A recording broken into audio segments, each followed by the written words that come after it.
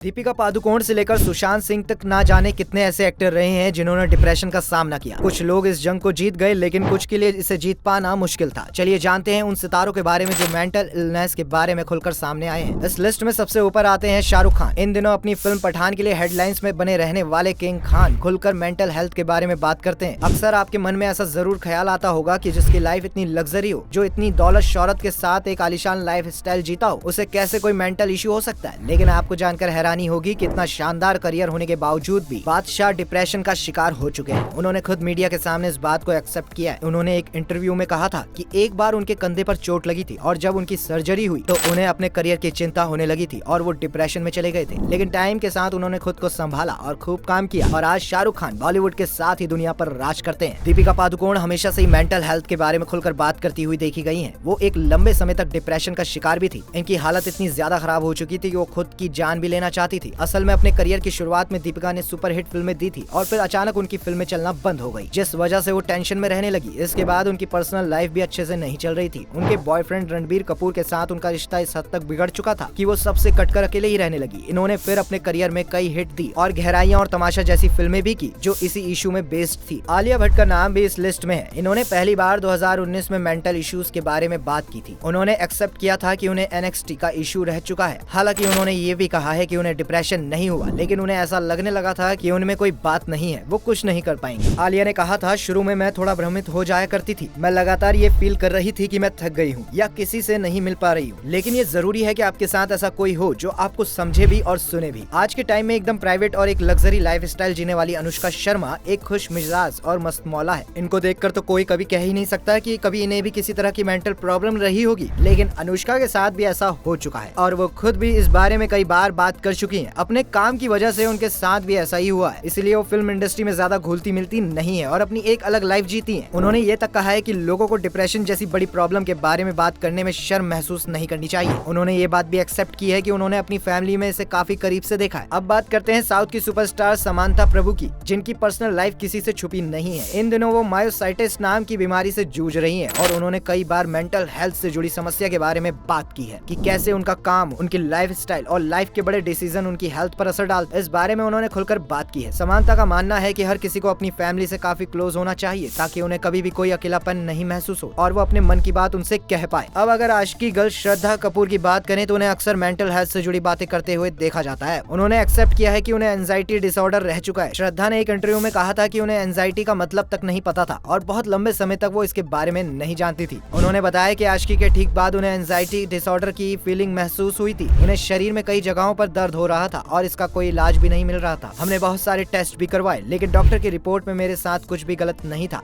ये अजीब था क्योंकि मैं सोचती रही कि मुझे वो दर्द क्यों हो रहा है, फिर मैं खुद से पूछती रही कि ऐसा क्यों हो रहा है। उन्होंने ये भी कहा कि ये बात एक्सेप्ट करना भी जरूरी है कि आप सच में बीमार हैं। फिल्म मेकर करण जौहर, जो वैसे हर टाइम बातें करते रहते हैं, एक टाइम में खुद भी ऐसे जोन में रह चुके हैं जब उन्हें अकेलापन लगता था। करण ने एक बार कहा कि मैं एक मीटिंग में था और मुझे महसूस हुआ कि मुझे दिल का दौरा पड़ने वाला है। मैं तुरंत डॉक्टर के पास गया, तब मुझे पता चला कि मैं तनावग्रस्त हूँ। करण ने कहा कि मैं अकेला पड़ चुका था, मेरे पापा भी नहीं रहे थे और आसपास की हर चीज मुझे परेशान ही करती थी। मुझे इसमें थोड़ा टाइम लगा, लेकिन मैं इससे बाहर आ गया। मेरा काम ही मेरी ताकत बना। इस लिस्ट में अब नाम आता है संजय दत्त का, जिनकी लाइफ पर तो फिल्म भी बन चुकी है क्योंकि इनकी जिंदगी में जितने उतार चढ़ाव थे वो किसी ड्रामा फिल्म में ही हो सकते हैं। उन्होंने कहा था कि जब मुंबई बम ब्लास्ट केस की वजह से उन्हें जेल में रहना पड़ा था तो अकेलापन उन पर इतना भारी पड़ रहा था और वो डिप्रेशन में भी रहने लगे थे। उन्हें कुछ करने का मन ही नहीं होता था और उन्हें रातों में नींद भी नहीं आती थी। लेकिन खुद के परिवार के लिए उन्होंने खुद को ठीक किया और जेल के अंदर ही योगा और एक्सरसाइज की मदद से खुद को डिप्रेशन से बाहर निकाला। तो क्या आपको इन फिल्म एक्टर्स की लाइफ के स्ट्रगल के बारे में पता था? हमें कमेंट करके जरूर बताइएगा। साथ ही वीडियो को लाइक और शेयर करना ना भूलिएगा।